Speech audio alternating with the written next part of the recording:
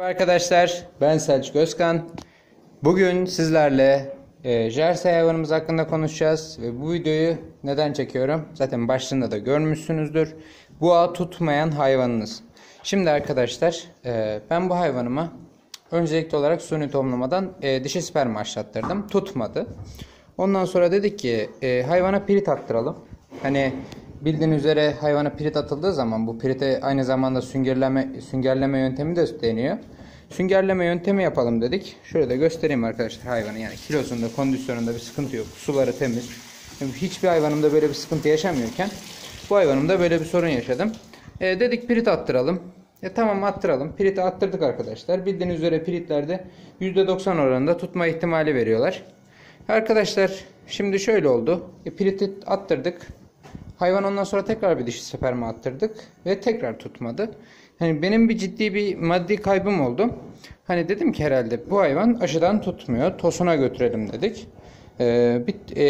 Tanıdığımızın tosunu vardı arkadaşlar. Kurbanlık tosun besliyordum. Ona götürdük. Ondan da tutmadı boğasını. Allah Allah dedik. Acaba bir sıkıntı mı var? Bir daha yani tekrar götürdük tosuna. Ve şu anda son 7 günü kaldı. Hani bu 7 gün içerisinde eğer boğaya gelmemişse tutmuştur. 7 gün içerisinde gelmemişse tutmamıştır. Bunu veteriner hekimimizle uzun uzadıya konuştuk. Dur. Arkadaşlar kusura bakmayın. Ahırdayım. Hayvanları kaldırdım. Kaldırınca da böyle sorunlar olabiliyor. Şimdi arkadaşlar şunlar bitirsin.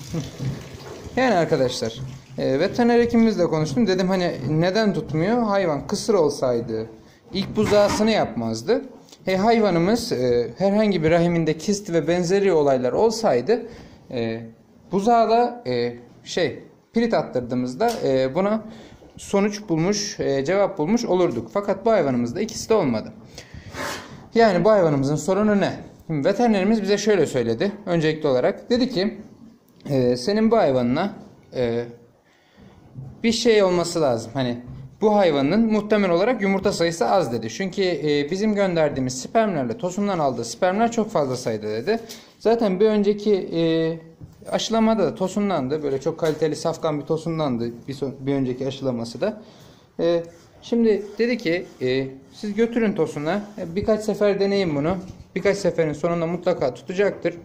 Eğer birkaç seferin sonunda tutmazsa iğneli, hormonlu yöntemlerle bir daha tedavi edelim dedi. Ne olur ne olmaz dedi. Eğer piritte bir sıkıntı çıkmış olabilir dedi. Hayvanın içinde ondan sonra bir sıkıntı olmuş olabilir dedi. Ama dedi bana sorarsan dedi rahmindeki yumurtalıklarda bir sorun vardır dedi. Yani arkadaşlar demem şu ki eğer elinizde kaliteli bir hayvanınız varsa direkt gözden çıkartmayın. Mesela benim bu hayvana bu yılki harcamam ciddi miktarda oldu. Niye? Zaten dişi spermanın fiyatı yüksek, 600 TL. Buna pirit de ekledim. Pirit de attırdım.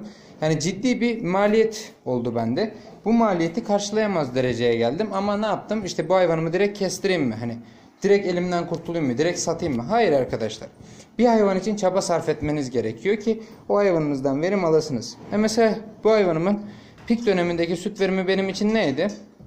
13, 14, 15 litre bandında bir süt alıyordum ben bundan. Pik döneminde beslemeye göre sütü artıyor veya azalıyordu. Şimdi arkadaşlar ben bu hayvanı şimdi nasıl kıyayım? Yani 3. laktasyona geldiğinde 20 litrenin üstünde bir süt verimi olacaktır. Yani kıyamıyor insanda biraz ve geleceğe yatırım gibi düşünün arkadaşlar.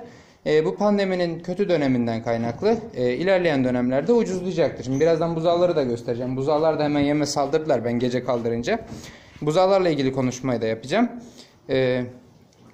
Hayvanınızı direkt gözden çıkarmayın arkadaşlar. Bu dönemde bildiğiniz üzere sürekli dişi hayvan kesiliyor. Ya işte bu dönemde niye o kadar masraf edelim gibisinden sorular söyleyebilirsiniz. Arkadaşlar edersiniz. Sıkıntı yok. Yani bir seferlik kimse ölmez. Ya da işte hayvanıma biraz para harcayınca mutlaka o hayvan onun karşılığını verecektir. Çünkü zaten arkadaşlar kıymetli bir hayvan benim için. O da kıymetli. Bu hayvanım da kıymetli bir hayvan. Yani bunlara kıyamıyorum. Ondan kaynaklı aşılamasını yapıyorum. Hemen şurada şarol hayvanım var mesela. Şarol hayvanımda da gizli kızgınlık var. Yani kızdığını anlayamıyoruz. Veterinerimiz geçen geldi aşıladı. Boğaya gelmediği için tutup tutmadığını da anlayamıyoruz. Yani boğaya geldiğini anlayamıyoruz arkadaşlar. İnek geldi 3 yaşına. Şu ana kadar hiç farklı bir hayvana atladığını görmedim. Öyle söyleyeyim ben. Yani değişik tepkiler veriyor. Bu daha çok YouTube'da sorulmuştu bana. Onlar için de bunu gösterelim. Daha çok değişik tepkiler veriyor. Bu tepkilerden dikkatimizi çekmişti. Veterineri çağırmıştık ve veterinerimiz bize öyle söyledi. Dedi ki hayvanınızda dedi muhtemel olarak bir rahminde bir sorun var. Kist oluşumu vardır dedi. Ondan kaynaklı. Ya da hayvan genetik bir sıkıntısı vardır. Bundan kaynaklı gizli kızgınlık gösteriyordur dedi. Şimdi arkadaşlar son olarak da gelmek istediğim nokta ne? Ve küçük oğlan. Arkadaşlar bu oğlumuz büyüyor. Yem yiyor, ot yiyor. Yemesinden yana hiç sıkıntı yok. Bu da boynuzsuz. Şimdi arkadaşlar şu hayvana bakın. Oğlum gel. Şuna bakın arkadaşlar. Bu da boynuzsuz. Gel oğlum. Gel gel gel. Bir de arkadaşlar şuna bakın. Bu da boynuzsuz. Bu Montof'tan doğdu. Bu Simenta melezinden doğdu. Şimdi arkadaşlar ne yapacaksınız? Bu hayvan cüsse olarak büyük ama görünüş olarak bu Jersey şeye daha çok benziyor. Simenta'ya daha çok benziyor. Bakın arkadaşlar burundaki beyazlık, kirpikler, kafa yapısı olsun. Şöyle göstereyim arkadaşlar. Yonca yiyor. Zaten bu yonca sulukları pislenmiş. Arkadaşlar buzağlarda bir de böyle bir sorun oluyor. Buzağlar için bir yer yapmayı düşünüyorum. Şimdi buzağlar arkadaşlar arkalarını çeviriyorlar. Yani çok fazla hareketli olduklarından kaynaklı bağlı sistemde dönüp duruyorlar. Şöyle göstereyim. Hop.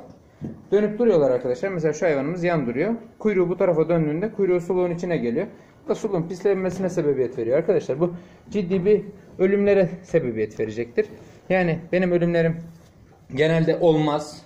Hiç de başıma gelmedi. Allah da öyle bir şey başıma getirmesin. Niye? Ciddi bir kayıptır bu. Ama arkadaşlar yani ben yoncadan falan hiçbir şekilde kayıp vermedim. Niye? Çünkü bunları düzenli şekilde yapıyorum arkadaşlar.